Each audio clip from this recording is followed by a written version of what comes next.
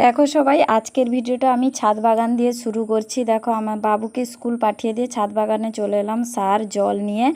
তো দেখতে পাচ্ছ, তারপরে জবা গাছের ডগাগুলা কেটে দিলাম, কারণ ফুল অনেক ধরবে, তার জন্য আমাকে তার সেবা করতে হবে। আর কত কুঁড়ি হয়েছিল, কাটতে ইচ্ছে হচ্ছিল না, তবুও কেটে দিতে বাধ্য হলাম, কারণ বড় হয়ে গেলে ফুল কম ধরে, তার জন্য কেটে দিয়ে।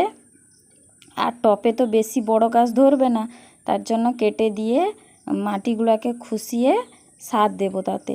এই দেখো, মাটিগুলোকে খুশিয়ে দিলাম ভালো করে, তারপর একটু সার দিয়ে দিব, তারপরে জল দিব।